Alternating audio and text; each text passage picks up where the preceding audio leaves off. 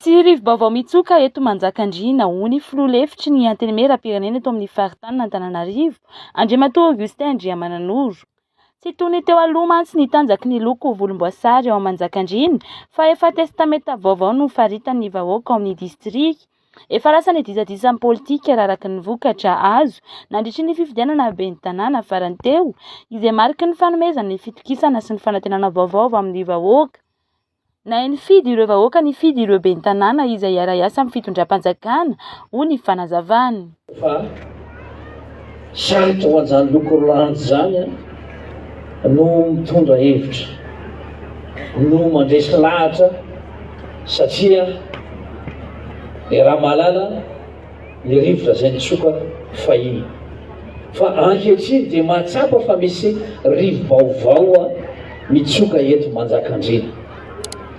Raha nareny voka-pifidianana zay nambara teo hoe efa 450 isan-jato ny fandresena miezinezina ny ben'ny tanàna Herimara ny loko orange eto amin'ity toerana ity, dia hoy hoe efa testameta vaovao zany eto Manjakandriana. Efa napodiny lasa ny disadisa politika fa ohatra ny efa hitako hoe tena lokom-boasary lokon'ny fandresena isorana ny mpifidy, isorana ny vahoaka malagasy, isorana ny vahoaka Manjakandriana satria fanomezana fitokisana fanantenana vaovao zany mendrika tehaka izany tompoklasy tompokivavy.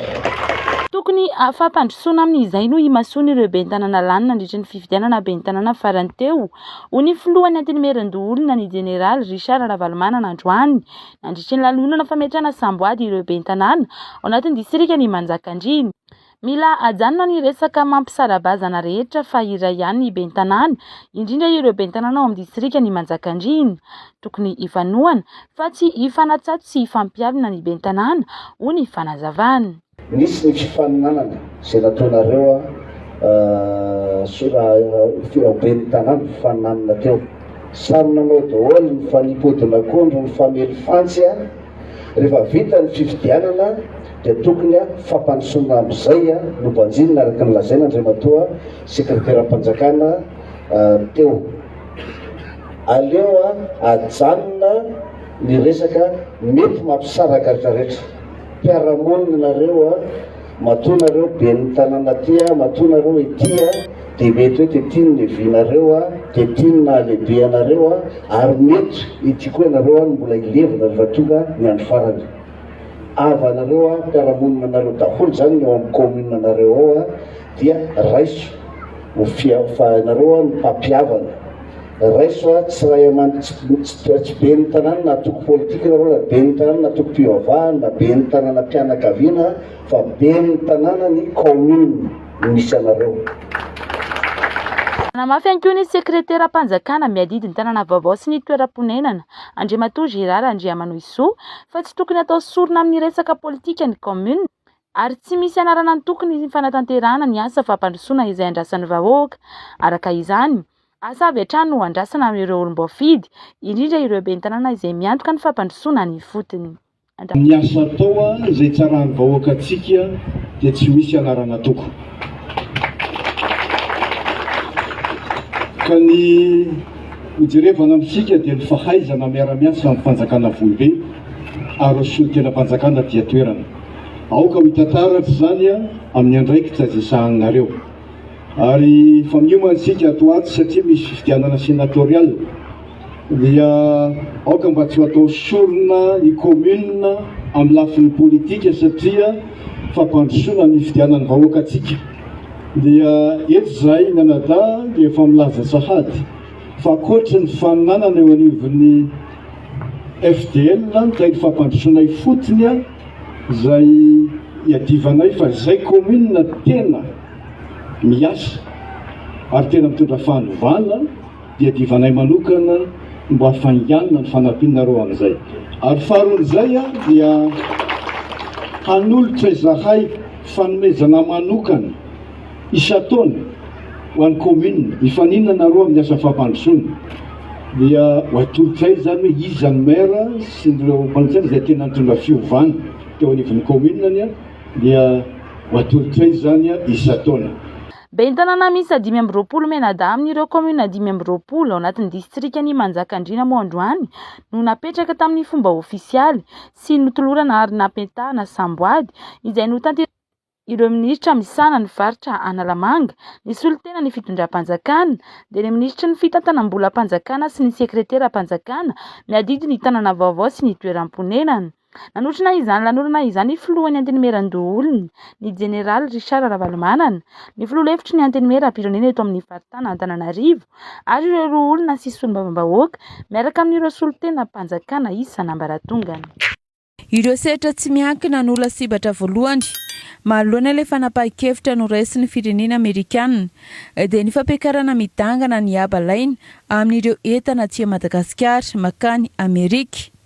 Maro araka izany ny orinasa eto Madagasikara no ikatona na koa anena ny mpiasa ao aminy raha ny faneho-kevitra no entina mpampianatra mpikarika iray androany. Rehefa ampiakariny ny aba dia noho izany a tsy ho lasa kompetitif intsony zany tsika satria io aba zay ampiakariny alaina amintsika io raha ohatra ka mbola manapa-kevitsika ny nanohy an'ilay fiara-miasa dia raha lasa 20 ny varotantsika ny entana teo aloha dia ampidiritsika ao io aba io dia mety lasa 30 zany ny vidin'ny entanantsika, zany hoe hitombo ny vidin'ny entana alefan'ny mpandrara any andafy any ka tsisy vidy intsony ny entana.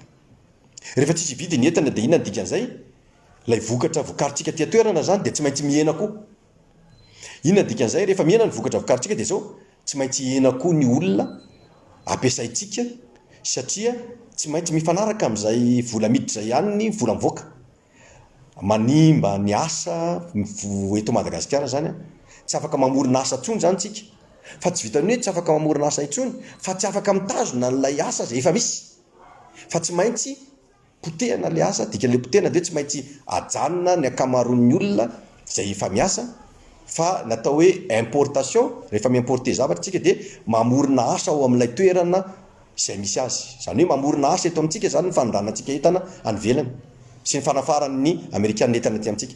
Ka rehefa nanapa-kevitra izy io asian'ny taxe io dia dikan'izay a hisy asa ho very eto Madagasikara, ary rehefa very ny asa dia very ny fidiram-bolan'ny olona, rehefa very ny fidiram-bolan'ny olona dia mihamahatra ny olona, dia hitombo indray a ny mpivarotra eny amoron-dalana eny Analakely, eny Isotry, eny amin'ny toerana maro era Madagasikara. Dia dikany fahatrana faobe mihamahatra ihany zany tsika. Dia tsy haiko nao fafiry indray tsika fa zao tsika moa efa farany dia mbola hiletika amban'ny farany indray ve fa izay ny fiatraikany. Araka nambarany ity mpampianatra mpikarika ety Antrany dia misy fandraisana amin'ny abalain'ny firenena malagasy izay midangana amin'ireo entana avy any Amerika izao fanapahan-kevitra no raisin'ny filoha Amerikanina izao. Marihana moa fa efa nilaza ny governemanta malagasy fa tsy maintsy hifampiraraha amin'ny firenena Amerikanina mahakasika io aba midangana io. Ka raha mety hisy ny fampidiniana eo amin'ny rotota dia azo heverina fa tsy maintsy voakitsika ihany koa ny aba alain'ny fanjakana malagasy amin'ny fianakalozana ara-barotra amin'ny firenena Amerikanina.